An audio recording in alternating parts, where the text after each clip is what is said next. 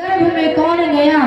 तो जब उनके नाम संस्कार करने योग जब उनका नाम संस्कार हो रहा था तो उन्होंने कहा कि ये जो बालक है ये विष्णु में रति होने के कारण इनका नाम विष्णु रात हो, और अब जन्म इनका हो चुका है और ये परीक्षा सबके ले रहे हैं। क्यों परीक्षा ले रहे हैं कि कहीं जो गर्भ में यही इंसान तो नहीं थे, यही तो नहीं थे, और बाहर निकलने के बाद यही परीक्षा ले रहे हैं, इसलिए उनका नाम परीक्षित पड़ा।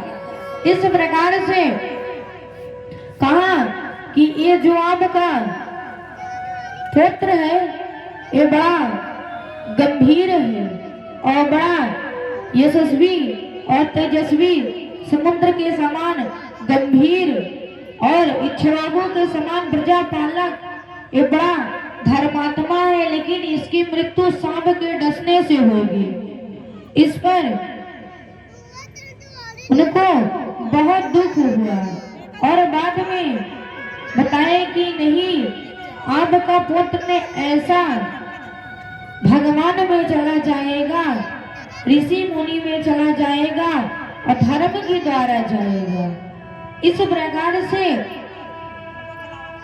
एक समय राजा परीक्षित ने बचपन में पावक मुनि के गले में मरा हुआ नकला सर्प बना के डाल दिए थे, तो उस पर पावक मुनि ने श्राप दे दिया कि जाओ तुम्हारी मृत्यु सांप के डसने से ही होगी। इस प्रकार से जब राजा परीक्षित जी ने को ये हुआ तो राजा परीक्षित जी एक दिन शिकार खेलने जा रहे थे, क्योंकि कथा बहुत विस्तार है और समय भी नहीं है, इसलिए मुख्य बता दे रहे हैं। क्योंकि जब राजा परीक्षित जी शिकार खेल के आ रहे थे तो उन्होंने कलियुग को 4 स्थान बताए थे, और जब वो 4 स्थान को इनकार कर दिया तो राजा परीक्षित ने स्वर्ण को बता दिया। स्वर्ण जब बताया तो रथ भी राजा परीक्षित का सोने का था, लेकिन कलियुग ने उनके मुकुट पर क्यों बैठा? क्योंकि सोना जो अपने मेहनत के कमाया हुआ था उस पर बैठने को नहीं बोले, जो हराम का था, और जो राजा परीक्षित के मुकुट था वो राजा परीक्षित का नहीं था, वो जरासंध का था। तो इस पर वो मेहनत का नहीं था, उस पर कलियुग ने बैठ गए, और जब कलियुग उस पर बैठ गए थे तो उनका दिमाग नहीं काम था, और जब समीक ऋषि के पास गए और बोले हमारे प्यास लगी है, जल मिल जाएगा का, तो वहां पर ऋषि ने समाधि लगाकर बैठे थे। इस पर राजा परीक्षित को ये लगा कि ये ढोंग कर रहे हैं, नाटक फैला रहे हैं, क्योंकि संत कभी ढोंग नहीं करते हैं, क्योंकि वो ढोंग क्यों ही करेंगे, उनके तो केवल भगवान ही है, भगवान के नाम संकीर्तन करेंगे, उनके सिर पर कलियुग था। इस पर उन्होंने अपने धनुष के नोक से उठाकर मरा हुआ सर्प उनके गले में डाल दिया, और जब मरा हुआ सर्प उनके गले में डाल दिए तो भी उनकी समाधि नहीं टूटी। राजा परीक्षित ने चले गए, और जब चले गए तो जब मुकुट उतार कर रख दिए तो उनको ये हुआ कि हमने ऋषि के साथ बहुत गलत किया, क्योंकि जब मुकुट उतर गया तो कलयुग उतर गया, और कहा हमने ऋषि के साथ बहुत गलत किया है। इस पर समीक ऋषि के पुत्र जो सिंगी ऋषि थे उन्होंने बालकों के साथ खेल रहे थे।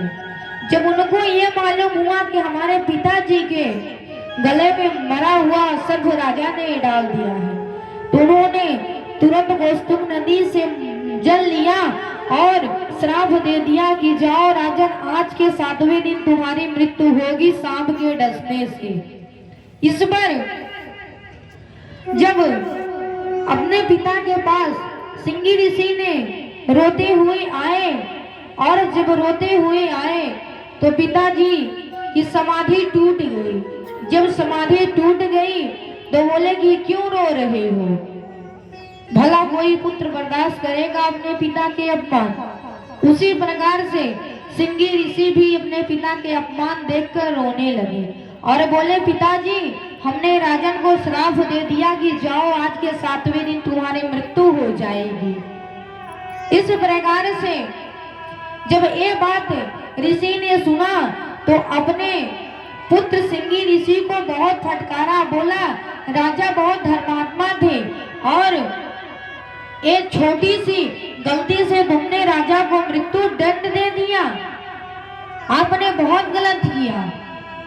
इस पर समीक ऋषि ने पुत्र को डांटने लगी और राजा परीक्षित ने मुकुट उतार कर रख दिया और जाकर नदी के पास बैठ गए और सब ऋषि से पूछना शुरू कर दिए कि जिसकी मृत्यु निकट हो उसको क्या करना चाहिए।